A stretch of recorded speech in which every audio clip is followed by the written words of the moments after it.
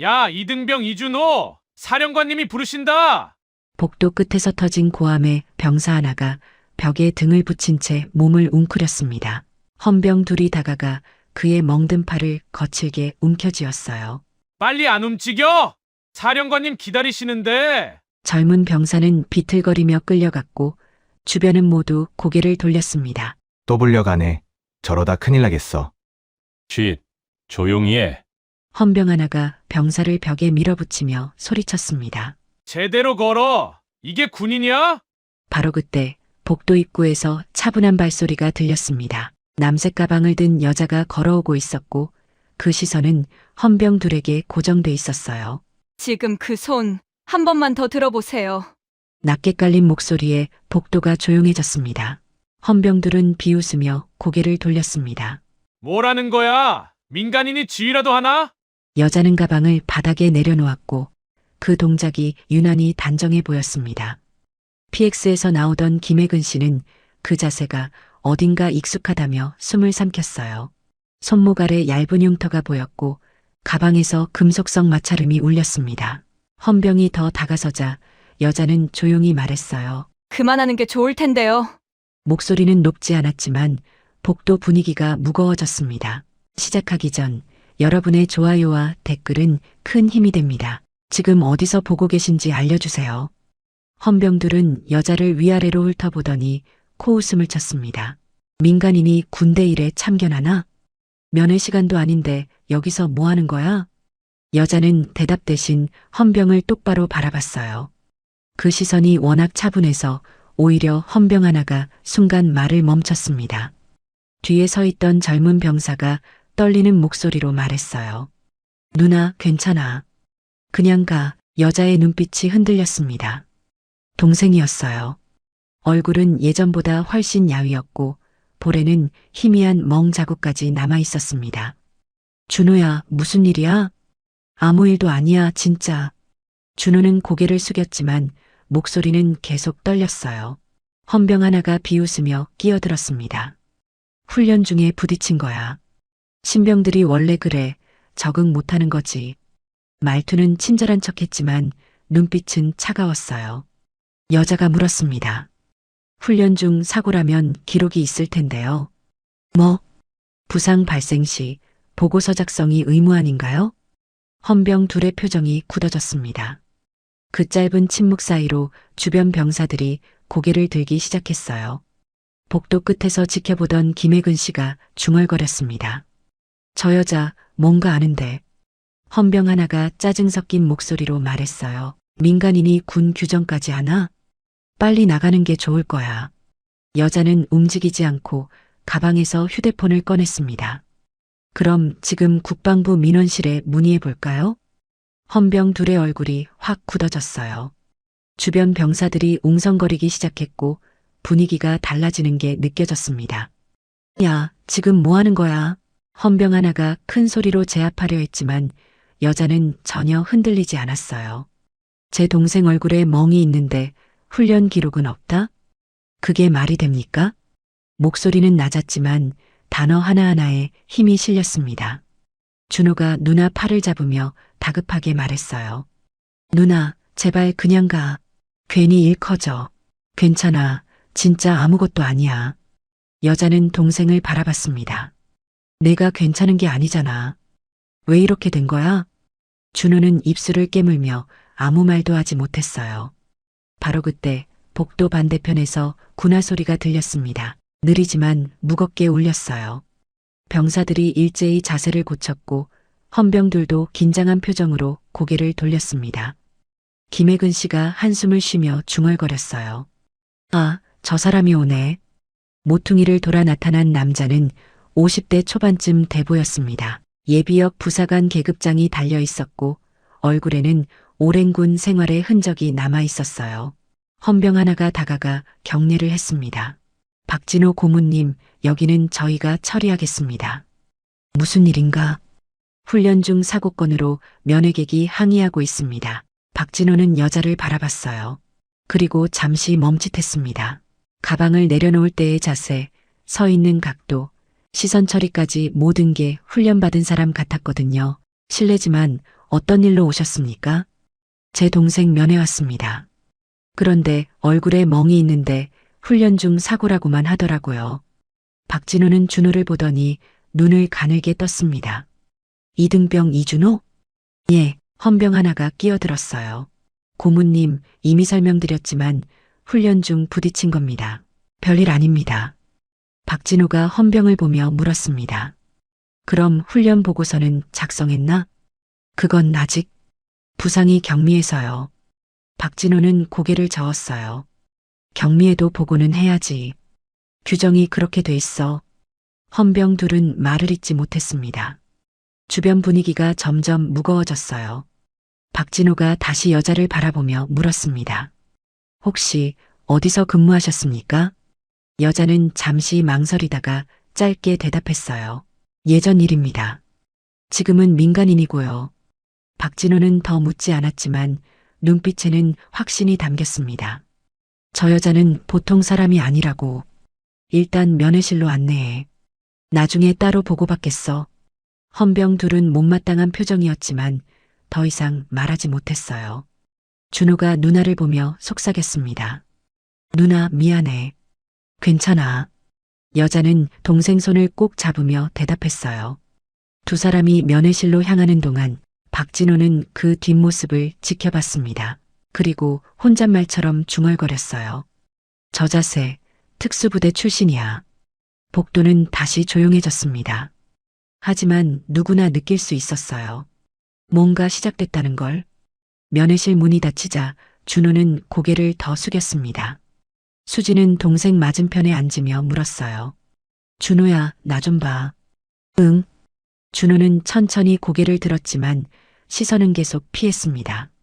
눈가가 붉어져 있었고 억지로 웃으려는 표정이 오히려 더 아파 보였어요. 언제부터였어? 뭐가? 거짓말하지 마. 준호는 입술을 깨물며 창밖을 바라봤습니다. 훈련 중에 부딪힌 거 맞아, 진짜야. 수지는 대답하지 않고 동생 손목을 살짝 잡았어요. 소매가 올라가며 희미한 멍자국이 하나 더 드러났습니다. 준호가 황급히 손을 빼며 말했어요. 그것도 훈련 중에 누나 걱정하지 마. 사령관이 자주 부른다며? 준호의 눈이 커졌습니다. 누가 그런 소리를 했어? 중요한 게 아니야. 왜 자꾸 불렀어?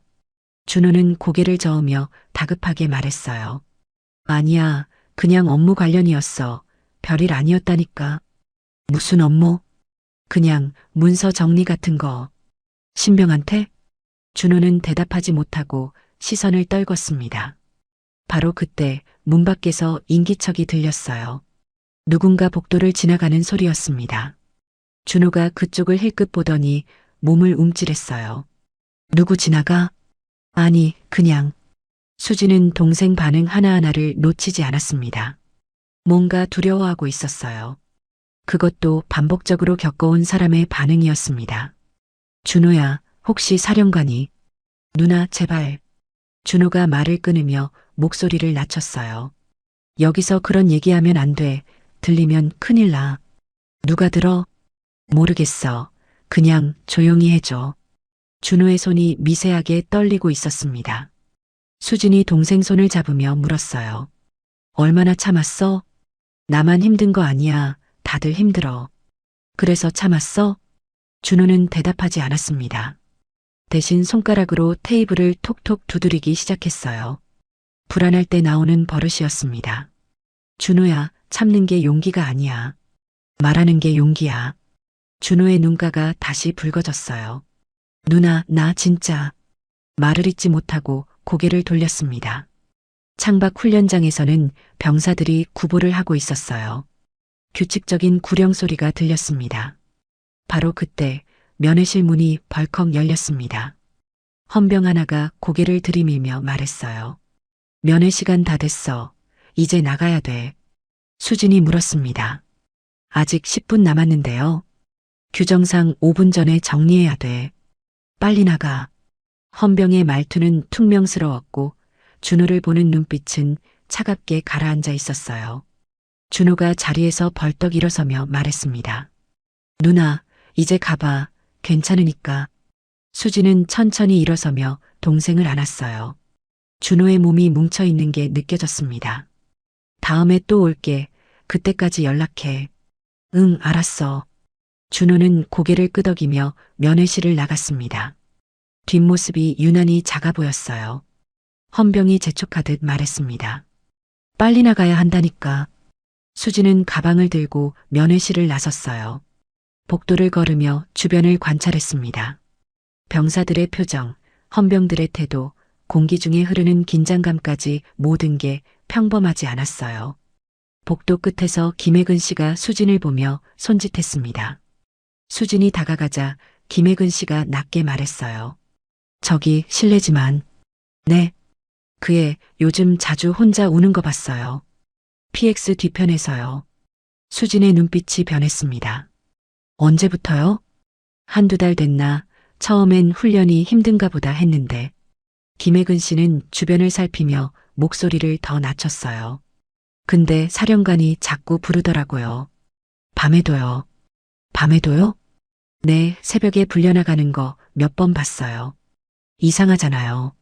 수진은 고개를 끄덕이며 물었습니다. 혹시 다른 병사들도? 아니요, 그 애만요. 유독 그 애만. 김혜근 씨는 한숨을 쉬며 말했어요. 저도 뭐라 말하고 싶은데 여기가 어딘데요? 함부로 말했다간 저도 쫓겨나요. 알려주셔서 감사합니다. 아니에요. 그냥 그 애가 불쌍해서요. 수진은 김혜근 씨에게 고개를 숙이고 부대 정문을 향해 걸었습니다. 정문을 나서는 길에 수진은 뒤를 돌아봤어요. 높은 담장 너머로 훈련장이 보였고 어딘가에 준호가 있을 거라 생각하니 발걸음이 떨어지지 않았습니다. 수진은 휴대폰을 꺼내 메모를 열었어요. 그리고 또박또박 적기 시작했습니다. 준호 손목 멍, 사령관 반복 호출, 밤 소집, PX 뒤편에서 혼자 울음. 하나씩 정리하니 퍼즐 조각이 맞춰지는 느낌이었어요. 수진은 휴대폰을 주머니에 넣으며 중얼거렸습니다. 분명히 뭔가 있어. 수진은 부대 정문을 나와 버스 정류장으로 향했습니다. 하지만 발걸음은 자꾸만 느려졌어요. 준호의 떨리는 목소리, 붉어진 눈과 움찔하던 반응이 머릿속에서 떠나지 않았습니다. 정류장 벤치에 앉자마자 휴대폰을 꺼냈어요. 메모를 읽으며 하나씩 곱씹었습니다. 준호 손목 멍, 사령관 반복 호출, 밤 소집, PX 뒤편 울음. 모든 게 연결되는 느낌이었어요. 훈련 중 사고가 아니었습니다. 수진은 화면을 응시하다가 천천히 고개를 들었어요. 부대 담장 너머로 훈련장이 보였고 구령 소리가 희미하게 들렸습니다. 바로 그때 누군가 수진 옆에 섰어요. 아까 그분 맞죠? 수진이 고개를 돌리니 김혜근 씨가 서 있었습니다. 손에는 PX 봉투를 들고 있었어요. 네, 안녕하세요. 저기, 실례지만 잠깐 얘기 좀 해도 될까요? 김혜근 씨는 주변을 살피며 벤치에 앉았습니다. 목소리를 낮춰 말했어요. 아까는 사람들이 많아서 제대로 말 못했는데. 네, 말씀하세요. 김혜근 씨가 한숨을 쉬며 말을 이었습니다. 준호 그의 한 달 전만 해도 참 밝았어요. PX 올 때마다 웃으면서 인사하고. 근데 요즘은 완전히 달라졌어요. 표정도 굳어 있고. 수진이 물었어요. 언제부터 달라졌나요? 한 달 좀 넘었나? 정확히는 모르겠는데. 김혜근 씨는 PX 봉투를 만지작거리며 계속 말했습니다.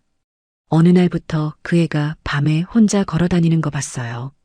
PX 뒤편 쪽으로. 밤에요? 네, 새벽 한두 시쯤. 저도 야간 근무 서다가 봤거든요. 김혜근 씨의 목소리에 안타까움이 묻어났어요. 처음엔 그냥 산책하나 싶었는데 가만 보니까 울고 있더라고요. 혼자 앉아서 소리 죽여가며 우는 거예요. 수진의 손이 저절로 주먹이 쥐어졌습니다. 다가가서 물어보셨어요? 물어봤죠. 괜찮냐고. 근데 깜짝 놀라면서 아무것도 아니래요. 김혜근 씨는 고개를 저으며 말했어요. 표정이 뭔가 걸리면 큰일 날 것 같은 얼굴이었어요. 그래서 더 이상 못 물어봤어요. 수진이 조심스럽게 물었습니다. 혹시 다른 병사들도 그런 애 있나요? 아니요. 그 애만 그래요. 다른 애들은 힘들어도 동기들끼리 뭉쳐 있던데 준호는 혼자더라고요, 항상. 김혜근 씨는 부대 쪽을 바라보며 말을 이었어요. 그리고 사령관 권태식, 그 사람 원래 평판이 안 좋아요. 어떻게 안 좋은데요? 병사들한테 함부로 대하고 기분 나쁘면 막 화풀이하고. 김혜근 씨가 더 작은 목소리로 말했습니다. 몇 년 전에도 비슷한 일 있었어요. 한 병사가 계속 괴롭힘 당하다가 결국 정신과 가더라고요. 그때도 그 사령관이었나요? 아니요, 그땐 다른 사람이었는데 권태식은 더 심한 것 같아요. 수지는 입술을 깨물며 물었어요. 왜 아무도 신고 안 하나요? 신고요? 여긴 군대예요. 신고했다간 보복당해요. 김혜근 씨는 씁쓸하게 웃으며 말했습니다. 저도 먹고 살아야 하니까 함부로 말 못해요. 그래도 오늘 말씀해 주셔서 감사합니다. 아니에요. 그냥 그 애가 불쌍해서요. 김혜근 씨가 자리에서 일어서며 마지막으로 말했어요. 그 애 눈하시면 좀 챙겨주세요. 혼자 감당하기엔 너무 힘들어 보여요. 알겠습니다. 김혜근 씨는 고개를 숙이고 부대 안으로 돌아갔습니다. 수지는 다시 혼자 남았어요. 벤치에 앉아 하늘을 올려다봤습니다. 구름이 천천히 흘러가고 있었어요. 준호가 혼자 울었다는 말이 계속 귓가에 맴돌았습니다. 새벽 1~2시에 PX 뒤편에서 소리 죽여가며 운 동생의 모습이 그려졌어요. 수지는 주먹을 꽉 쥐며 중얼거렸습니다. 준호야, 왜 말 안 했어? 버스가 정류장에 멈춰섰지만 수지는 일어서지 않았어요. 뭔가 결정해야 할 것 같았습니다. 이대로 돌아갈 수는 없었어요. 수지는 휴대폰을 다시 꺼내 메모를 열었습니다. 그리고 하나를 더 추가했어요. 새벽 혼자 울음, 사령관 평판 나쁨, 과거에도 유사사건. 모든 정황이 한 방향을 가리키고 있었습니다. 준호는 지금 괴롭힘을 당하고 있었어요. 그것도 지속적으로. 수지는 휴대폰을 주머니에 넣고 자리에서 일어섰습니다. 다음 버스를 기다리며 부대 담장을 바라봤어요. 저 안에 준호가 있었습니다. 혼자 버티고 있을 동생이. 수지는 다짐했어요. 가만히 있지 않겠다고. 뭔가 방법을 찾아야 했습니다. 버스가 다시 왔고 수지는 올라탔어요. 창밖으로 부대가 점점 멀어졌지만 마음은 여전히 그곳에 남아 있었습니다. 수지는 창문에 비친 자신의 얼굴을 봤어요. 예전의 눈빛이 돌아오고 있었습니다. 차갑고 단단한. 사흘이 지났습니다. 수지는 매일 준호에게 문자를 보냈지만 답장은 짧았어요. 누나 괜찮아. 걱정 마. 바빠서 전화 못해. 모든 답장이 똑같았습니다. 수지는 더 이상 기다릴 수 없었어요. 그날 오후 수지는 다시 부대를 찾았습니다. 정문 초소에서 헌병이 물었어요. 면회 시간 아닌데요? 지휘관실에 항의하러 왔습니다. 항의요? 헌병의 표정이 굳어졌습니다. 이등병 이준호 부당 대우건입니다. 수진의 목소리는 차분했지만 단호했어요. 헌병이 당황하며 무전기를 들었습니다. 잠깐만요. 확인 좀 하겠습니다. 몇 분 후 헌병 둘이 더 나왔어요. 그중 하나가 수진을 보며 말했습니다. 민간인이 함부로 지휘관실 찾아올 수 없어요. 정식민원 제기합니다. 접수 안 해주시면 국방부에 직접 올리겠습니다. 수진은 휴대폰을 꺼내 화면을 보여줬어요. 국방부 민원 사이트가 열려 있었습니다. 헌병들이 서로 눈빛을 교환한 뒤 무전기로 보고를 올렸어요. 민원인 접수 요청합니다. 잠시 후 무전기에서 답이 왔습니다. 대기실로 안내해. 수지는 헌병을 따라 부대 안으로 들어갔어요. 복도를 지나며 병사 몇 명과 마주쳤습니다. 저분 준호 누나 아니야? 왜 또 왔지? 병사들이 수군거렸지만 수지는 신경 쓰지 않았어요. 대기실 문이 열리고 헌병이 말했습니다. 여기서 기다리세요. 문이 닫히고 수지는 혼자 남았어요. 대기실은 좁고 답답했습니다. 벽에는 군대 생활 수칙이 붙어 있었고 낡은 의자 4개가 전부였어요. 수지는 의자에 앉아 시계를 봤습니다. 30분이 지났습니다. 아무도 오지 않았어요. 일부러 기다리게 만드는 거였습니다. 하지만 수지는 움직이지 않았어요. 문이 열리고 헌병 하나가 고개를 들이밀며 말했습니다. 지휘관님 바쁘시대요. 내일 다시 오세요. 기다리겠습니다. 언제까지요? 필요하면 오늘 밤까지라도요. 헌병은 난처한 표정으로 문을 닫았어요. 다시 10분이 지나자 문이 벌컥 열렸습니다. 권태식 사령관이 들어섰어요. 50대 초반쯤 보이는 남자였고 눈빛은 차갑게 가라앉아 있었습니다. 민원이 뭡니까? 이등병 이준호 부당대우 건입니다. 부당대우? 권태식은 코웃음을 쳤습니다. 무슨 소리인지 모르겠는데요. 제 동생 얼굴에 멍이 있었습니다. 훈련 중 사고라고 하셨죠. 맞아요. 훈련 중에 부딪힌 거예요. 권태식의 말투는 퉁명스러웠어요. 그럼 훈련 보고서 보여주시죠. 그건 군 기밀입니다. 부상 기록은 기밀이 아닙니다.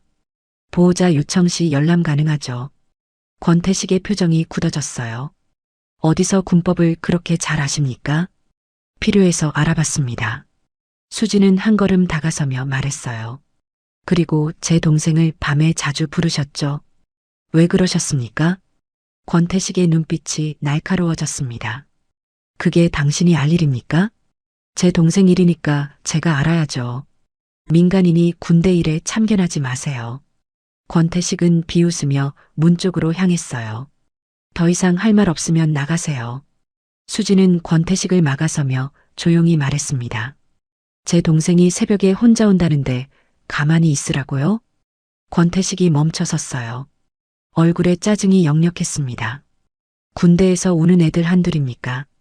다 그렇게 적응해요. 적응이 아니라 괴롭힘 아닙니까? 뭐라고요? 권태식의 목소리가 높아졌어요.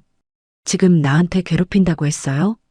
그게 아니면 왜 제 동생만 밤에 부르고 왜 얼굴에 멍이 있고 왜 혼자 옵니까? 수진의 목소리도 높아졌습니다. 권태식은 수진을 노려보며 말했어요. 당신 지금 군지휘관 모욕하는 거예요. 증거 있어요? 곧 만들겠습니다. 수진은 권태식을 똑바로 바라봤어요. 두 사람의 시선이 공중에서 부딪혔습니다. 권태식이 비웃으며 말했어요. 민원 넣고 싶으면 넣어보세요. 근데 그거 알아요? 뭐요? 조사 기간 동안 당신 동생은 계속 여기 있어요. 내 눈앞에서 그게 뭘 의미하는지 잘 생각해 보세요. 문이 쾅 닫혔어요. 수지는 주먹을 꽉 쥐고 서 있었습니다. 권태식의 마지막 말이 협박이라는 걸 알았어요. 조사 중에 준호에게 보복하겠다는 뜻이었습니다. 수지는 천천히 숨을 내쉬며 자리에 앉았어요. 방법을 바꿔야 했습니다. 정면 대결로는 준호만 더 위험해질 것 같았어요. 수지는 대기실을 나와 복도를 걸었습니다. 헌병이 뒤따라오며 말했어요. 정문으로 안내하겠습니다. 잠깐만요. 수지는 복도 끝을 바라봤어요. 훈련장 쪽에서 구령 소리가 들렸습니다. 화장실 좀 다녀와도 될까요? 저쪽입니다. 헌병이 화장실을 가리키며 기다렸어요. 수지는 화장실로 향하는 척하다가 모퉁이를 돌았습니다. 복도 반대편으로 PX가 보였어요. 김혜근 씨가 말했던 PX 뒤편이었습니다. 수지는 주변을 살피며 그쪽으로 걸었어요. 거기 어디 가요? 헌병이 소리쳤지만 수지는 멈추지 않았습니다. PX 뒤편에는 좁은 공간이 있었어요. 담장과 건물 사이 사람들 눈에 잘 띄지 않는 곳이었습니다. 바닥에는 담배꽁초 몇 개가 떨어져 있었고 벽에는 낙서가 있었어요. 수지는 그 자리에 쪼그려 앉았습니다. 준호가 여기서 혼자 울었을 거라 생각하니 가슴이 먹먹했어요. 거기서 뭐 하는 거야? 헌병이 따라왔습니다. 민간인이 함부로 돌아다니면 안 돼요. 빨리 나가요. 수지는 천천히 일어서며 주변을 한 번 더 둘러봤어요. 벽 모서리에 뭔가 작은 종이가 끼어 있었습니다. 수지는 재빨리 그것을 집어 주머니에 넣었어요. 지금 가겠습니다. 헌병은 수진을 정문까지 바짝 따라붙어 안내했습니다. 다시는 허가 없이 들어오지 마세요. 알겠습니다. 수지는 정문을 나와 버스 정류장으로 향했어요. 벤치에 앉자마자 주머니에서 종이를 꺼냈습니다. 작은 메모지였어요. 구겨져 있었고 글씨는 떨리는 손으로 쓴 것 같았습니다. 누나 미안해, 말 못해서 너무 무서웠어. 준호의 글씨였습니다. 수진의 손이 떨렸어요. 메모 뒷면에도 뭔가 적혀 있었습니다. 사령관이 계속 부르는데 이유를 모르겠어. 아무것도 안 했는데 자꾸 혼나. 수진은 메모를 꽉 쥐며 눈을 감았습니다. 준호가 얼마나 힘들었을지 느껴졌어요. 혼자 감당하려고 했던 동생이. 수진은 메모를 조심스럽게 접어 지갑에 넣었습니다. 그리고 휴대폰을 꺼냈어요. 전화번호부를 열어 한 이름을 찾았습니다. 박민수 중령. 전화를 걸었어요. 신호음이 2번 울리고 상대방이 받았습니다. 여보세요? 민수야, 나 수진이야. 누나, 무슨 일이에요? 저번에 말한 그거 증거 찾았어. 박민수의 목소리가 진지해졌어요. 무슨 증거요? 준호가 쓴 메모, 사령관이 계속 부르는데 이유를 모르겠다고 썼어. 메모만으로는 약해요. 더 구체적인 게 필요해요. 수진이 물었습니다. 뭐가 더 필요한데? 녹음이나 목격자 진술, 아니면 의료기록이라도. 의료기록? 멍사진이나 진료기록 같은 거요. 그게 있으면 훨씬 강력해져요. 수진은 고개를 끄덕이며 말했어요. 알았어. 더 모아볼게. 누나, 조심하세요. 상대가 사령관이면 함부로 움직이면 안 돼요. 알아.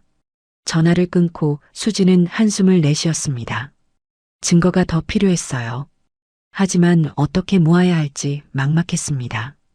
바로 그때 누군가 수진 옆에 섰어요. 또 오셨네요. 수진이 고개를 들자 박진호가 서 있었습니다.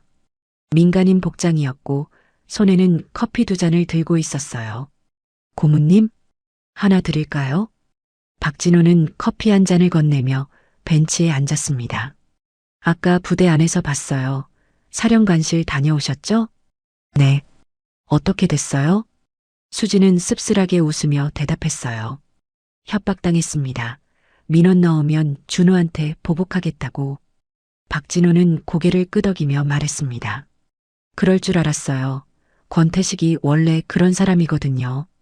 다른 방법이 없을까요? 박진호가 잠시 생각하더니 조심스럽게 말했어요. 증거를 모으는 게 제일 확실해요. 그런데 어떻게요? 준호 동기들한테 물어보는 거죠. 목격자가 분명히 있을 거예요. 수진이 물었습니다. 동기들이 말해줄까요? 쉽지 않을 거예요. 다들 보복 두려워하니까. 박진호는 커피를 한 모금 마시며 말을 이었어요. 근데 제가 도와드릴 수 있어요. 어떻게요? 제가 병사들이랑 얘기할 수 있거든요. 고문 신분이니까 자연스럽게 물어볼 수 있어요. 수진의 눈빛이 밝아졌습니다. 정말 그렇게 해주실 수 있나요? 그 애가 불쌍해서요. 저도 가만히 못 보겠어요. 박진호는 주머니에서 명함을 꺼내 수진에게 건넸어요. 제 번호예요. 뭔가 알아내면 바로 연락드릴게요. 감사합니다. 수진은 명함을 받아 지갑에 넣었습니다. 박진호가 자리에서 일어서며 말했어요. 며칠만 기다려보세요. 제가 최대한 빨리 알아볼게요. 부탁드립니다. 박진호는 고개를 숙이고 부대 쪽으로 걸어갔어요. 수진은 그 뒷모습을 지켜보며 작은 희망을 느꼈습니다. 혼자가 아니었어요. 도와주는 사람이 생겼습니다. 수진은 커피를 한 모금 마시며 중얼거렸어요. 준호야, 조금만 기다려. 누나가 꼭 해결할게. 버스가 정류장에 멈춰섰고 수진은 올라탔습니다. 창밖으로 부대 담장이 보였어요. 저 안에 준호가 있었습니다. 수진은 주머니 속 메모를 만지며 다짐했어요. 반드시 동생을 구하겠다고. 이틀이 지났습니다. 수진은 휴대폰을 손에서 놓지 못했어요. 박진호에게서 연락이 올까봐 계속 확인했습니다. 그날 저녁 휴대폰이 울렸어요. 모르는 번호였습니다. 여보세요? 저 혹시 이준호 누나 맞으세요? 낯선 남자 목소리였어요. 젊고 떨리는 목소리였습니다. 네, 맞는데요. 누구세요? 저는 준호 동기 김상훈이에요. 박진호 고문님한테 연락처 받았어요. 수진의 심장이 빠르게 뛰기 시작했어요. 준호 동기요? 네, 할 말이 있어서요. 근데 전화로는 안 될 것 같아서 내일 만날 수 있을까요? 당연하죠. 어디서요? 부대 근처 카페에서 3시예요. 동기 한 명 더 데려갈게요. 알겠습니다. 내일 봐요. 전화가 끊기고 수지는 한숨을 내쉬었습니다. 드디어 실마리가 잡혔어요. 다음 날 오후 수지는 카페에 먼저 도착했습니다. 구석 자리에 앉아 입구를 바라봤어요. 3시 정각 군복을 입은 병사 둘이 들어왔습니다. 주변을 살피며 조심스럽게 걸었어요. 수진이 손을 들자 둘이 다가왔습니다. 이준호 누나 맞으시죠? 네, 앉으세요. 두 병사는 자리에 앉았어요. 얼굴에는 긴장이 가득했습니다. 저는 김상훈이고요. 이쪽은 박준혁이에요. 와줘서 고마워요. 혹시 준호한테 무슨 일 있었는지 알아요? 두 병사가 서로 눈빛을 교환했어요. 김상훈이 주변을 살피며 목소리를 낮췄습니다. 준호 1달 전부터 사령관한테 계속 불려다녔어요. 새벽에도요? 네, 새벽 1~2시에도 불렀어요. 박준혁이 말을 이었어요. 사령관실 가면 준호만 혼나고 나왔거든요. 이유도 모르고. 김상훈이 주먹을 쥐며 말했습니다. 어느 날은 얼굴에 멍들고 왔어요. 물어봤더니 넘어졌대요. 근데 우리가 봤어요. 수진의 눈빛이 차갑게 가라앉았어요. 뭘 봤어요? 사령관이 준호 밀친 거요. 복도에서요. 박준혁이 떨리는 목소리로 말했습니다. 사령관이 준호한테 욕하는 것도 여러 번 들었어요. 쓸모없다. 왜 군대 왔냐. 그런 말들이요. 준호가 점점 망가지는 게 보였어요.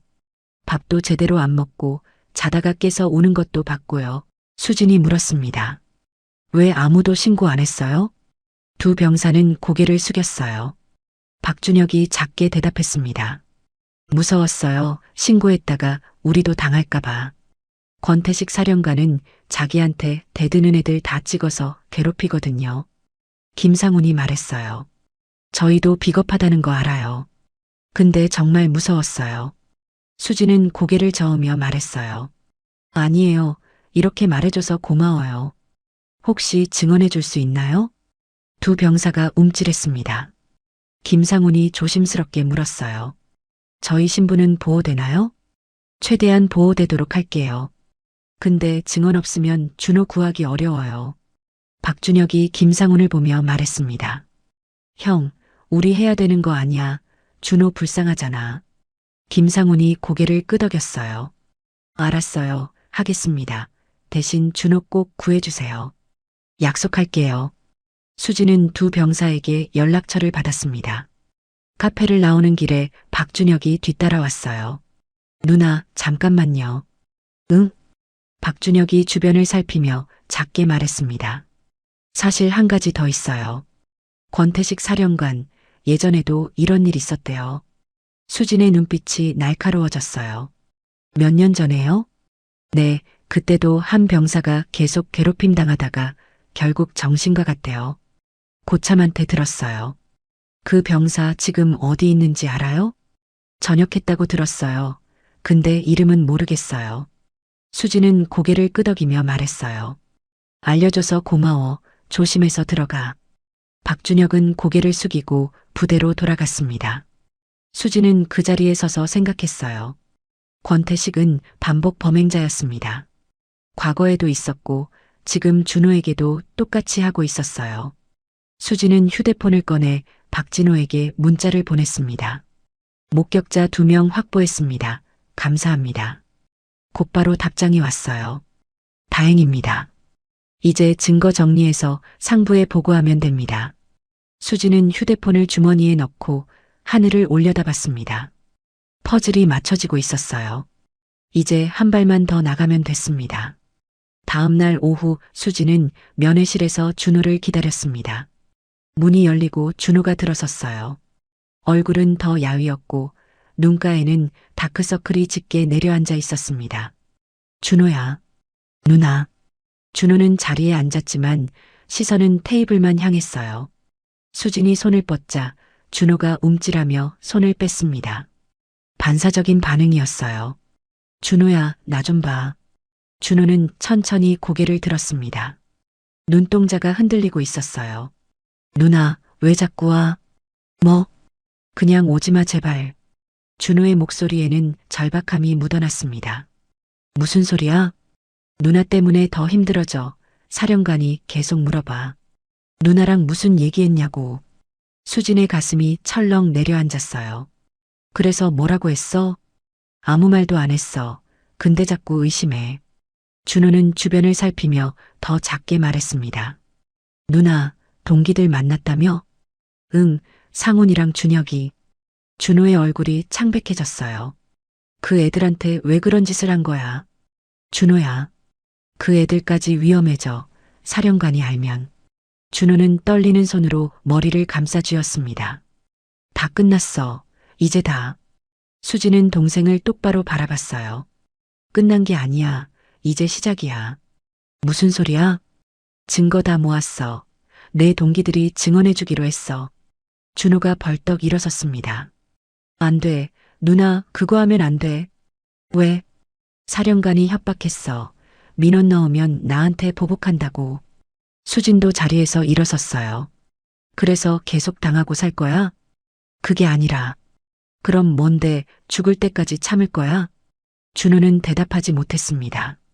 입술만 떨리고 있었어요. 바로 그때 면회실 문이 벌컥 열렸습니다. 헌병 둘이 들어섰어요. 이등병 이준호, 사령관님이 부르신다. 지금요? 지금 바로 가. 준호의 얼굴이 하얗게 질렸습니다. 수진이 앞으로 나서며 말했어요. 면회 시간 아직 안 끝났는데요. 명령이야. 헌병 하나가 준호 팔을 잡아당겼습니다. 가자. 준호는 뒤돌아보며 수진을 봤어요. 눈빛에는 두려움이 가득했습니다. 누나, 제발 아무것도 하지 마. 준호야. 문이 닫히고 준호는 끌려가듯 사라졌습니다. 수진은 그 자리에 멍하니 서 있었어요. 주먹을 꽉 쥐었습니다. 더 이상 기다릴 수 없었어요. 수진은 면회실을 나와 복도를 걸었습니다. 사령관실 방향으로요. 복도 끝에서 박진호가 나타났어요. 어디 가세요? 사령관실이요. 준호가 불려갔어요. 박진호가 수진 앞을 막아섰습니다. 지금 가시면 안 돼요. 오히려 역효과예요. 비켜주세요. 일단 진정하세요. 박진호의 목소리는 단호했습니다. 제가 확인해 볼게요. 여기서 기다리세요. 박진호는 사령관실 쪽으로 걸어갔어요. 수진은 복도에 서서 시계를 봤습니다. 5분이 지나고 10분이 지났습니다. 복도 끝에서 소리가 들렸어요. 왜 자꾸 말을 안 들어? 권태식의 목소리였습니다. 수진은 더 가까이 다가갔어요. 사령관실 문틈으로 소리가 새어나왔습니다. 죄송합니다. 준호의 목소리였어요. 내 누나가 민원 넣은 거 알지? 내가 입 다물지 못해서 이렇게 된 거야. 쾅! 뭔가 넘어지는 소리가 들렸습니다. 일어나, 빨리. 수진의 눈빛이 차갑게 변했어요. 더 이상 참을 수 없었습니다. 수진은 사령관실 문을 벌컥 열었어요. 안에서는 권태식이 준호를 내려다보고 있었고 준호는 바닥에 쓰러져 있었습니다. 권태식이 돌아봤어요. 누구야, 여긴 민간인 출입 금지. 수진은 한 걸음 들어서며 조용히 말했습니다. 제 동생한테서 손 떼세요. 권태식은 비웃으며 말했어요. 당신 지금 뭐 하는 거야? 경고했잖아요. 민원 넣으면 어떻게 되는지. 수진은 준호를 바라봤습니다.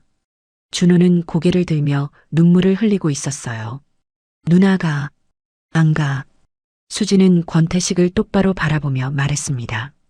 이제 끝이에요. 증거 다 모았습니다. 권태식의 표정이 굳어졌어요. 뭐?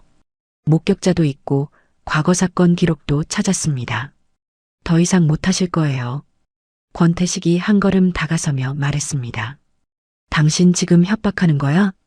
사실을 말하는 겁니다. 수진의 목소리는 낮았지만 단호했어요. 바로 그때 문이 열리고 박진호가 들어섰습니다. 뒤에는 헌병 셋이 더 따라왔어요. 박진호가 권태식을 보며 말했습니다. 사령관님, 상부에서 조사 명령 내려왔습니다. 권태식의 얼굴이 확 굳어졌습니다. 뭐? 이등병 이준호 부당대우 건 지금부터 조사 들어갑니다. 권태식의 얼굴이 붉어졌습니다. 조사? 무슨 조사? 박진호가 서류를 꺼내 보여줬어요. 이등병 이준호 부당대우 건 국방부 인권센터에서 직접 내려온 조사 명령입니다. 말도 안 돼. 누가 신고를 했는데? 권태식은 수진을 노려봤어요. 당신이 한 거지? 수진은 대답하지 않고 바닥에 쓰러진 준호에게 다가갔습니다. 준호야, 괜찮아? 준호는 고개를 끄덕였지만 몸은 떨리고 있었어요. 수진이 준호를 일으키려는 순간 권태식이 소리쳤습니다. 이등병 이준호, 자리 이탈하지 마. 박진호가 끼어들었어요. 사령관님, 지금은. 닥쳐, 이건 내 부대 일이야. 권태식은 준호를 가리키며 말했습니다. 이 병사는 군기 위반으로 징계 대상이야. 수진이 일어서며 말했어요. 사령관님이 불렀잖아요. 증거 있어? 권태식은 비웃으며 헌병들을 봤습니다. 너희가 이 병사를 불렀나? 헌병 둘은 고개를 저었어요. 아닙니다. 봐요, 이 병사가 멋대로 온 거야. 박진호가 앞으로 나서며 말했습니다. 사령관님, 조사 중에 추가 징계를 내리시면 보복으로 간주됩니다. 권태식의 턱이 굳어졌어요. 그리고 목격자들이 이미 진술했습니다. 김상훈 1병, 박준혁 1병입니다. 권태식의 얼굴이 더 붉어졌어요. 그 녀석들이. 박진호는 헌병들을 보며 말했습니다. 이등병 이준호를 의무실로 데려가세요. 사령관님 허가는? 조사 명령이 우선입니다. 헌병 둘이 준호를 부축해 일으켰어요. 준호는 수진을 보며 작게 말했습니다. 누나, 미안해. 미안할 거 없어. 이제 괜찮을 거야. 준호는 고개를 끄덕이며 의무실로 향했습니다. 사령관실에는 수진, 박진호, 권태식만 남았어요. 권태식이 수진을 노려보며 말했습니다. 당신 후회할 거야. 후회하실 분은 사령관님이에요. 수진은 주머니에서 준호의 메모를 꺼냈습니다. 이거 제 동생이 쓴 겁니다. 사령관님이 계속 부르는데 이유를 모르겠다고 썼어요. 그거 증거도 안 돼. 박진호가 끼어들었어요. 메모에 더해서 목격자 진술, 의료 기록, 그리고 과거 유사 사건 기록까지 있습니다. 권태식의 표정이 흔들렸어요. 과거 사건? 3년 전 김병수 일병건, 그때도 사령관님이셨죠. 그 병사도 반복적인 괴롭힘을 당하다가 정신과 치료를 받았습니다. 그건 다른 사건이야. 패턴이 똑같습니다. 특정 병사를 타겟으로 삼아 반복 호출, 폭언, 물리적 접촉. 권태식은 말을 잇지 못했어요. 수진이 한 걸음 다가서며 물었습니다. 제 동생한테 왜 그러셨어요? 이유가 있었나요? 권태식은 대답하지 않았습니다. 박진호가 말했어요. 이유는 없었을 겁니다. 그냥 약해 보였으니까. 권태식이 박진호를 노려봤습니다. 넌 누구 편이야? 저는 부당하게 당하는 병사 편입니다. 박진호는 권태식을 똑바로 바라보며 말했어요. 사령관님, 지금이라도 인정하시는 게 좋습니다. 그럼 처벌이 조금은 가벼워질 겁니다. 권태식은 비웃으며 말했습니다. 내가 왜 인정해? 조사단이 내일 도착합니다. 그때까지 생각해 보세요. 박진호는 서류를 책상에 놓고 수진을 보며 말했어요. 나가시죠. 수진은 고개를 끄덕이고 사령관실을 나왔습니다. 복도에 나오자 다리에 힘이 풀렸어요. 박진호가 물었습니다. 괜찮으세요? 네, 고맙습니다. 제가 한 건 별로 없어요. 누나가 다 하셨어요. 수진은 복도 창문 너머로 훈련장을 바라봤어요. 병사들이 구보를 하고 있었습니다. 박진호가 말했습니다. 준호, 이제 안전할 겁니다. 조사 들어가면 권태식은 손도 못 대요. 수진은 처음으로 작게 웃었습니다. 고맙습니다. 정말로. 박진호는 수진을 정문까지 안내했어요. 조사 결과 나오면 연락드릴게요. 부탁드립니다. 수진은 정문을 나서며 뒤를 돌아봤습니다. 부대 담장 너머로 하늘이 보였어요. 구름이 천천히 흘러가고 있었습니다. 이제 끝이 보였어요. 준호를 구할 수 있을 것 같았습니다. 그날 밤 수지는 집에서 휴대폰을 들여다봤습니다. 준호에게 문자를 보냈어요. 괜찮아? 의무실에서 잘 쉬어. 답장은 오지 않았습니다. 다음 날 아침 박진호에게서 전화가 왔어요. 누나, 조사단 도착했습니다. 준호는 의무실에서 검진 받았어요. 상태가 어때요? 영양 결핍이랑 수면 부족 진단 나왔습니다. 회복 가능한 수준이에요. 면회 가도 될까요? 오후에 오세요. 제가 안내해 드릴게요. 오후 2시 수지는 부대 정문에 도착했습니다. 박진호가 기다리고 있었어요. 이쪽으로 오세요. 박진호는 수진을 의무실로 안내했습니다. 복도를 걸으며 말했어요. 조사단이 준호 면담했어요. 전부 진술했다고 합니다. 상훈이랑 준혁이도 정식 진술했고요. 권태식은요? 부인하고 있어요. 근데 증거가 너무 많아서 소용없을 겁니다. 의무실 문 앞에 도착했습니다. 박진호가 문을 두드렸어요. 이등병 이준호 면회객입니다. 들어오세요. 문이 열리고 수진이 들어갔어요. 준호는 침대에 앉아 있었습니다. 얼굴색이 조금 나아 보였어요. 누나, 준호야. 수진은 준호 옆에 앉으며 손을 잡았습니다. 이번엔 준호가 손을 빼지 않았어요. 어때, 괜찮아? 응, 많이 나아졌어. 조사단한테 다 말했어. 처음부터 끝까지. 잘했어. 무서웠어. 근데 누나 생각하니까 용기 났어. 수지는 준호 손을 꽉 잡았어요. 이제 끝났어. 더 이상 안 힘들 거야. 준호는 고개를 끄덕이다가 눈물을 흘렸습니다. 누나 미안해. 누나한테 말 안 해서. 괜찮아. 이제 말했잖아. 준호는 울음을 터뜨렸어요. 그동안 참아왔던 감정이 한꺼번에 쏟아져 나왔습니다. 수지는 동생을 안아주며 등을 쓰다듬었어요. 울어, 많이 울어. 이제 괜찮아. 준호는 한참을 울었습니다. 수진도 눈물을 흘렸어요. 한참 후 준호가 눈물을 닦으며 말했어요. 누나 고마워. 포기하지 않아서. 당연한 거야. 넌 내 동생이잖아. 준호는 작게 웃으며 물었습니다. 누나, 혹시 예전에 군대 있었어? 박진호 고문님이 그러던데 누나 자세가 특수부대 출신 같대. 수지는 작게 웃으며 대답했습니다.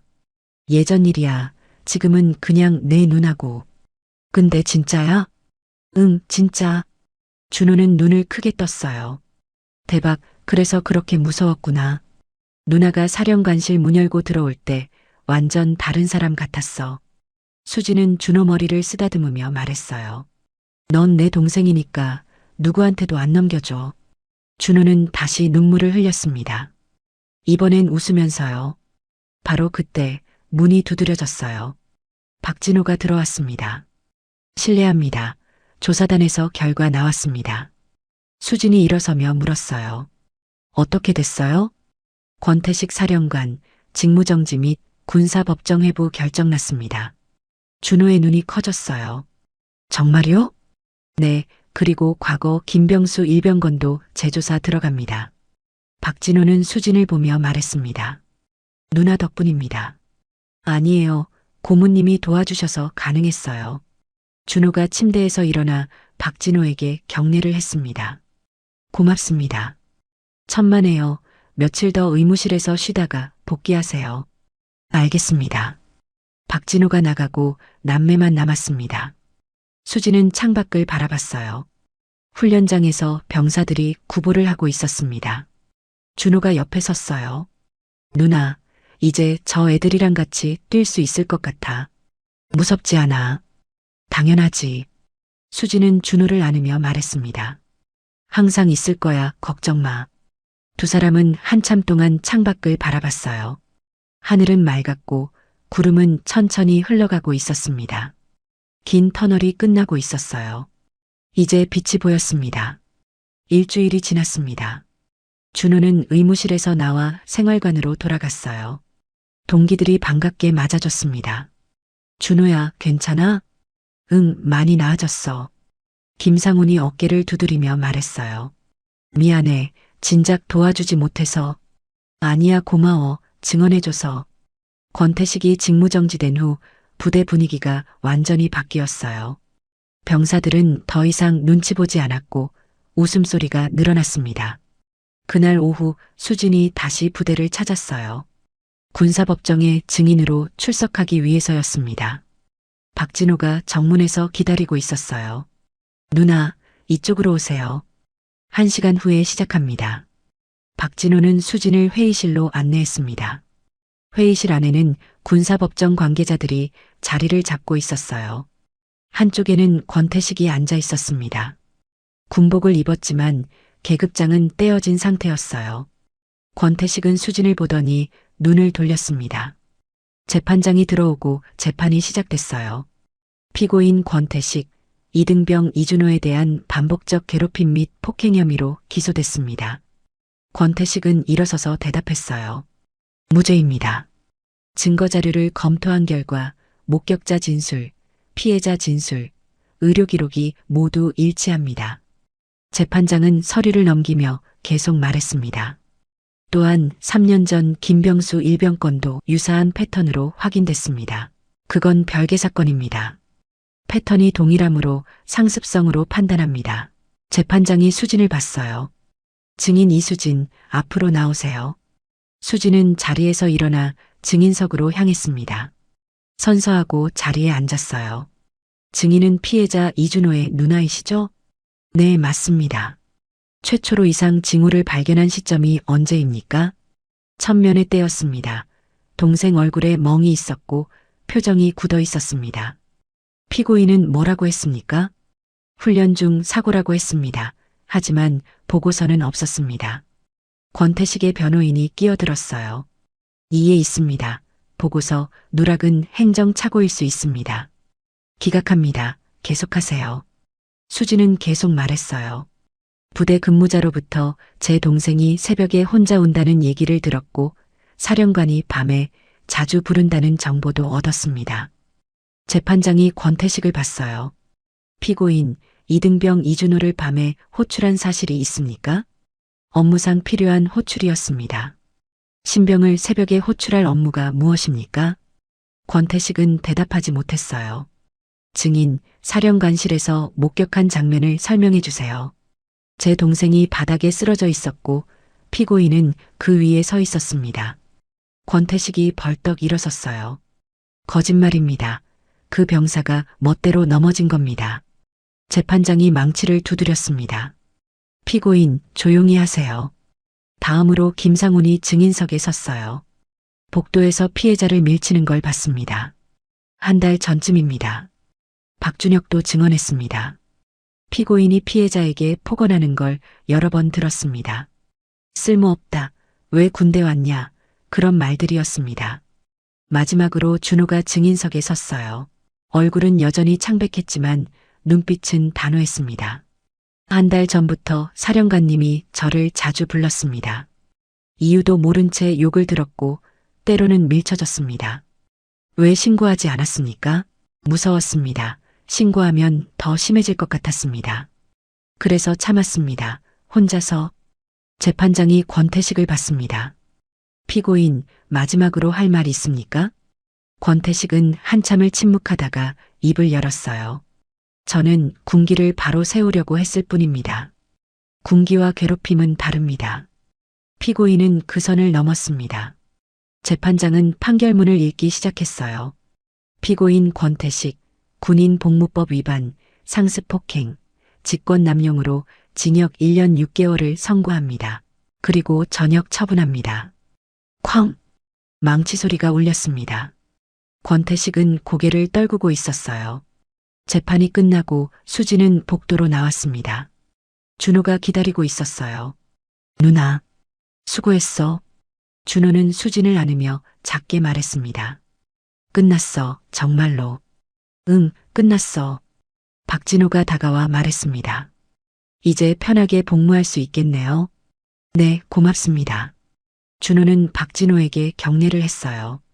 박진호도 경례로 답했습니다. 재판이 끝난 다음 날 준호는 생활관에서 아침을 맞았습니다. 오랜만에 편안한 잠이었어요.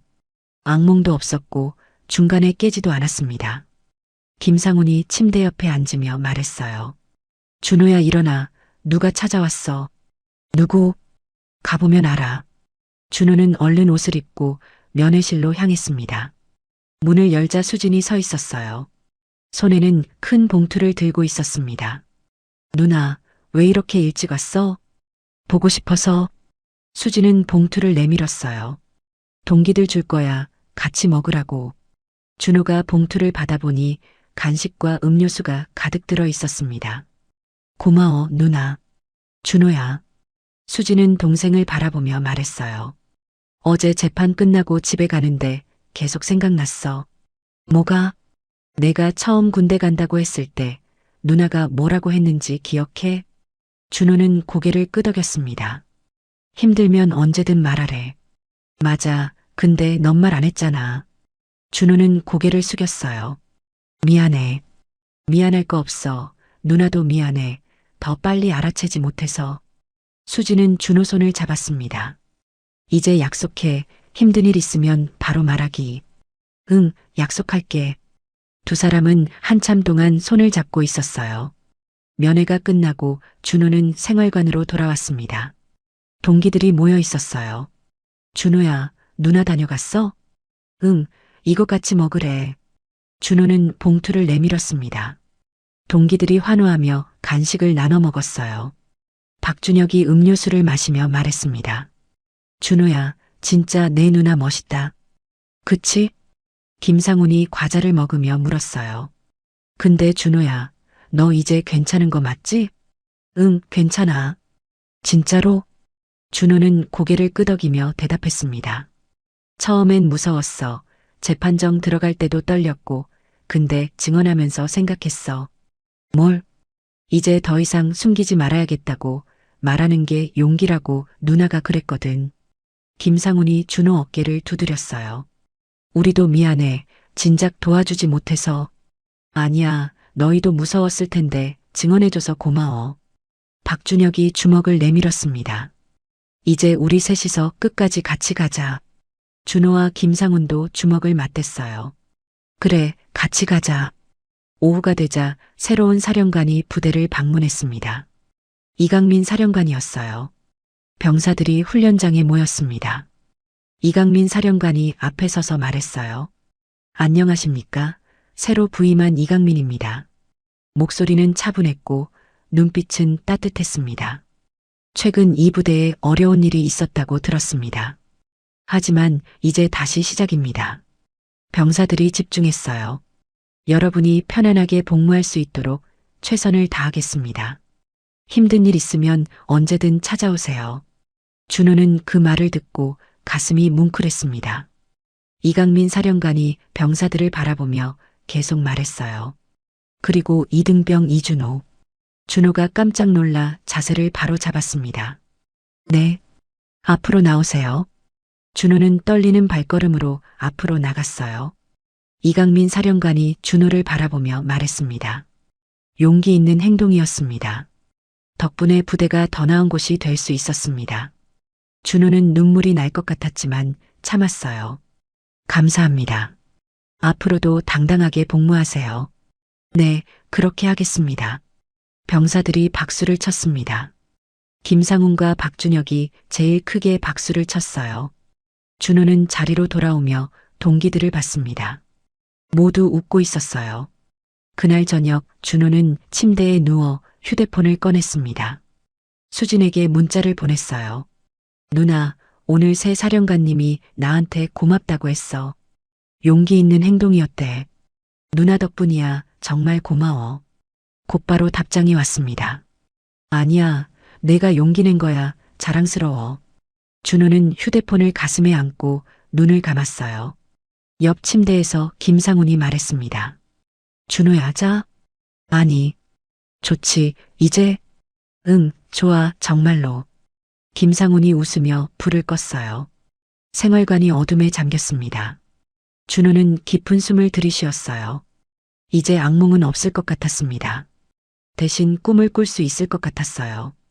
좋은 꿈을요. 2주가 지났습니다. 준호는 완전히 일상으로 돌아왔어요. 아침 구보도 하고 훈련도 받고 동기들과 농담도 나눴습니다. 그날 오후 박진호가 생활관으로 찾아왔어요. 이등병 이준호, 잠깐 나올 수 있나? 네, 고문님. 준호는 박진호를 따라 복도로 나왔습니다. 박진호가 봉투 하나를 건넸어요. 이거 김병수 일병한테 온 편지야. 김병수 일병이요? 응, 3년 전에 권태식한테 괴롭힘 당했던 병사. 읽어봐. 준호는 편지를 꺼내 읽기 시작했어요. 이준호 병사에게 저는 김병수입니다. 당신을 직접 만난 적은 없지만 당신의 용기에 대해 들었습니다. 저도 3년 전 같은 일을 겪었어요. 하지만 저는 말하지 못했습니다. 무서웠고 창피했고 아무도 믿지 않을 것 같았습니다. 결국 정신과 치료를 받았고 지금도 그때 일이 떠오릅니다. 하지만 당신은 달랐어요. 말했고 싸웠고 이겼습니다.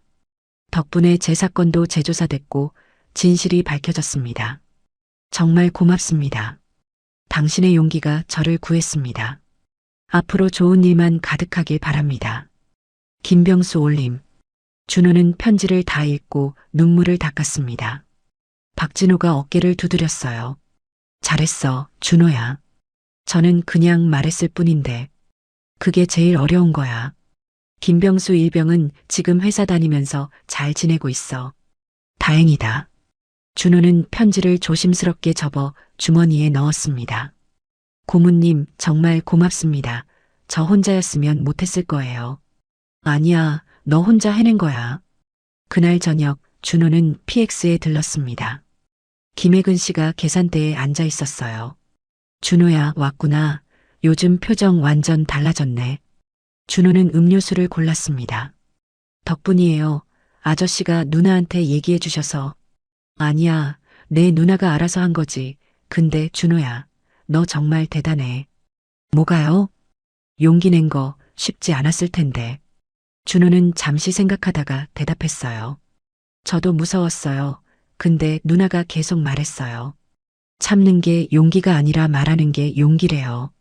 내 누나 말이 맞아. 김혜근 씨는 준호에게 과자 하나를 더 건넸습니다. 서비스야, 앞으로도 힘내. 감사합니다. 준호는 PX를 나와 훈련장 벤치에 앉았어요. 저녁 노을이 하늘을 붉게 물들이고 있었습니다. 예전에는 이 시간이 제일 무서웠어요. 밤이 되면 또 불려갈까봐 두려웠습니다. 하지만 지금은 달랐어요. 휴대폰이 울렸습니다. 수진에게서 온 문자였어요. 준호야, 이번 주말에 면회 갈게. 맛있는 거 사들고 갈게. 준호는 답장을 보냈습니다. 누나, 기대할게, 사랑해. 곧바로 답장이 왔어요. 나도 사랑해, 자랑스러워. 준호는 휴대폰을 내려놓고 하늘을 올려다봤습니다. 별이 하나둘 떠오르고 있었어요. 예전엔 별도 안 보였습니다. 고개를 들 여유가 없었어요. 하지만 지금은 보였습니다. 김상훈과 박준혁이 다가왔어요. 준호야, 여기 있었네. 응, 노을 보고 있어. 박준혁이 옆에 앉았습니다. 예쁘다. 야, 우리 저녁하면 같이 여행 가자. 어디로? 바다, 제주도 어때? 김상훈이 동의했어요. 좋지, 준호야. 너도 갈 거지? 당연하지. 세 사람은 주먹을 맞댔습니다. 약속이야.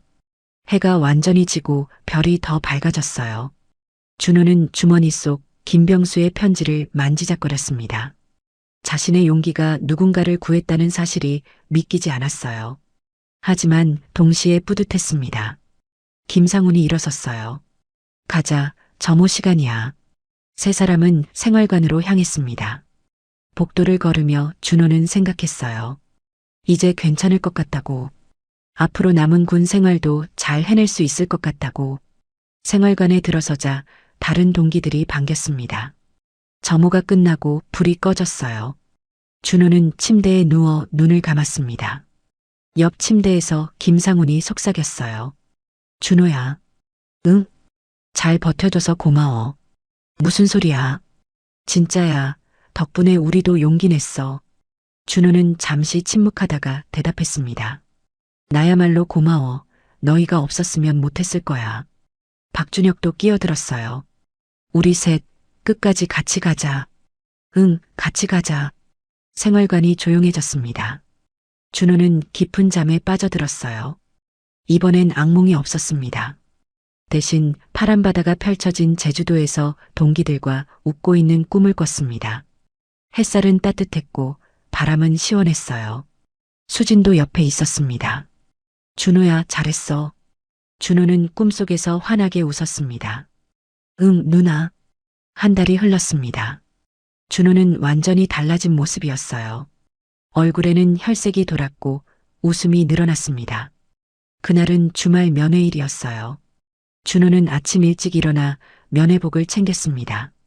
김상훈이 옆에서 물었어요. 오늘 누나 온다며? 응, 한 달 만이야. 좋겠다. 우리 누나는 바빠서 잘 못 와. 준호는 거울을 보며 옷매무새를 다듬었습니다. 박준혁이 장난스럽게 말했어요. 야, 준호야. 오늘 왠지 특별한 날 같은데? 왜? 너 표정 봐. 완전 들떠있어. 준호는 웃으며 생활관을 나섰습니다. 면회실로 가는 길, 복도에서 이강민 사령관과 마주쳤어요. 이등병 이준호. 네. 준호는 바로 경례를 했습니다. 면회 가나? 네, 누나가 옵니다. 이강민 사령관이 따뜻하게 말했어요. 좋은 누나 두었구나. 요즘 어때? 좋습니다. 정말 좋습니다. 다행이야. 앞으로도 잘 지내. 감사합니다. 면회실에 도착하자 수진이 이미 앉아 있었습니다. 손에는 큰 가방을 들고 있었어요. 누나, 준호야. 수진은 자리에서 일어나 동생을 안았습니다. 준호도 누나를 꽉 안았어요. 한 달 만이네. 응, 보고 싶었어. 두 사람은 자리에 앉았습니다. 수진이 가방에서 도시락을 꺼냈어요. 누나가 직접 만들었어. 내가 좋아하는 김밥이랑 떡볶이. 대박, 진짜? 준호는 도시락을 열어봤습니다. 김밥은 예쁘게 말려 있었고 떡볶이는 아직 따뜻했어요. 맛있겠다. 먹어봐. 준호는 김밥을 한 입 베어 물었습니다. 와, 진짜 맛있어. 수지는 동생이 먹는 모습을 보며 흐뭇하게 웃었어요. 많이 먹어, 더 있어. 준호는 떡볶이도 먹으며 말했습니다. 누나, 요즘 정말 좋아. 악몽도 안 꾸고 밥도 잘 먹고. 다행이다. 동기들이랑도 진짜 친해졌어. 저녁하면 같이 제주도 가기로 했어. 수진이 물었어요. 제주도? 응, 우리 셋이서 여행 가기로 약속했어. 좋네. 누나도 같이 갈까? 준호는 눈을 반짝였습니다. 진짜? 누나도 같이 가? 그럼 너 저녁하는 날 누가 데리러 가겠어? 준호는 김밥을 씹으며 환하게 웃었어요. 수진이 가방에서 작은 상자를 꺼냈습니다. 이거 넣어줄 거야. 뭔데? 준호는 상자를 열어봤어요.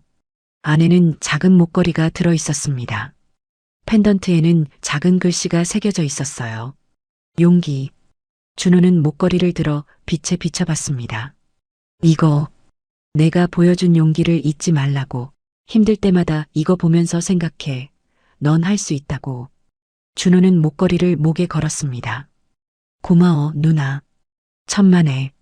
수지는 준호 손을 잡았어요. 준호야, 누나가 자랑스러워. 왜? 포기하지 않아서 말할 용기를 냈으니까. 준호는 눈가가 뜨거워졌습니다. 누나가 있어서 가능했어. 아니야, 내가 해낸 거야. 두 사람은 한참 동안 손을 잡고 있었어요. 면회 시간이 끝나갈 무렵 수진이 말했습니다. 준호야, 나 하나만 더 줄게. 또 뭐야? 수진은 가방에서 사진 한 장을 꺼냈어요. 어린 시절 남매가 함께 찍은 사진이었습니다. 이거 내가 초등학교 때 찍은 거야. 기억나? 준호는 사진을 받아들었습니다.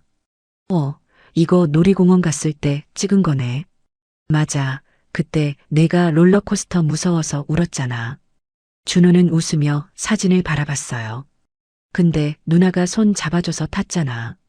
그치. 그때도 지금도 누나는 내 옆에 있어. 준호는 사진을 주머니에 넣었습니다. 이거 생활관에 붙여둘게. 그래, 힘들 때마다 봐. 면회가 끝나고 수지는 자리에서 일어섰어요. 준호야, 다음에 또 올게. 응, 조심해서 가. 두 사람은 포옹했습니다. 수진이 면회실을 나가려는 순간 준호가 불렀어요. 누나. 응? 사랑해. 수진은 돌아서서 환하게 웃었습니다. 나도 사랑해, 준호야. 문이 닫히고 준호는 혼자 남았어요. 가슴이 따뜻했습니다. 준호는 목에 걸린 목걸이를 만지작거렸어요. 용기. 이 작은 글씨가 앞으로도 자신을 지켜줄 것 같았습니다. 생활관으로 돌아오자 동기들이 물었어요. 누나 다녀갔어? 응. 뭐 가져왔어? 준호는 가방에서 남은 김밥과 떡볶이를 꺼냈습니다. 누나가 만든 거야. 같이 먹자. 동기들이 환호하며 모여들었어요. 와, 진짜? 준호 누나 최고. 병사들은 둘러앉아 김밥을 나눠 먹었습니다. 김상훈이 김밥을 베어 물며 말했어요. 야, 이거 진짜 맛있는데? 그치? 박준혁도 엄지를 치켜 세웠습니다. 준호야, 너 누나 진짜 요리 잘하네. 준호는 뿌듯하게 웃었어요. 동기들과 함께 웃고 떠드는 이 순간이 행복했습니다. 그날 밤 준호는 침대에 누워 천장을 바라봤어요. 목걸이가 가슴에 닿아 있었습니다. 따뜻했어요. 준호는 눈을 감았습니다. 이제 더 이상 무섭지 않았어요. 내일도 모레도 앞으로도요. 한 달이 흘렀습니다. 준호는 완전히 달라진 모습이었어요.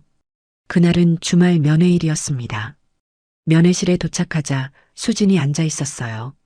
누나, 준호야, 보고 싶었어. 수진은 가방에서 도시락을 꺼냈습니다.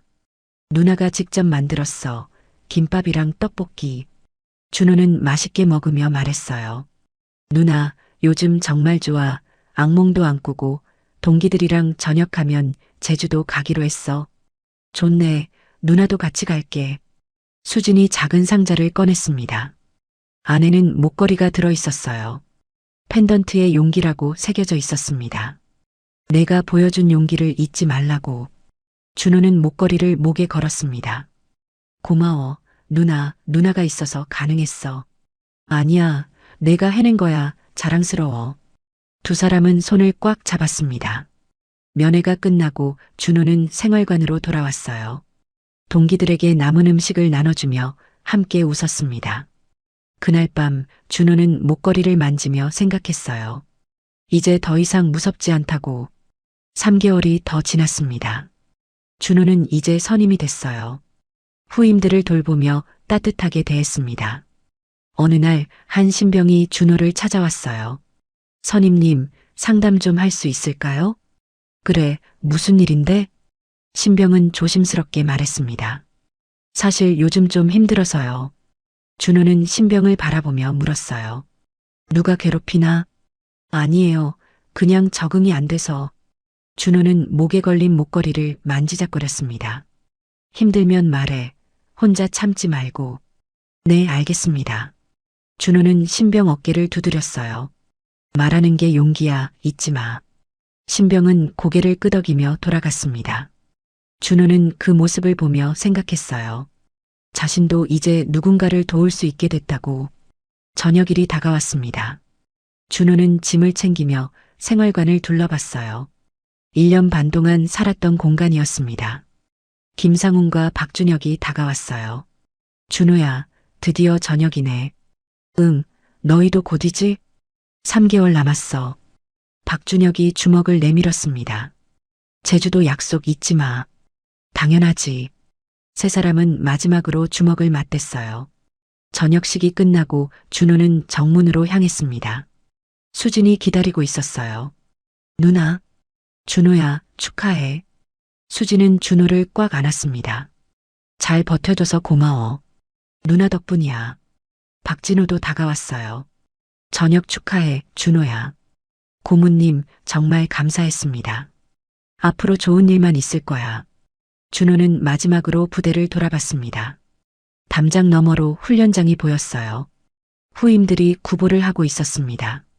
준호는 작게 웃으며 차에 올랐어요. 수진이 시동을 걸며 물었습니다. 어때, 기분이? 좋아, 진짜 좋아. 제주도 언제 갈 거야? 다음 달에 상훈이랑 준혁이 전역하면.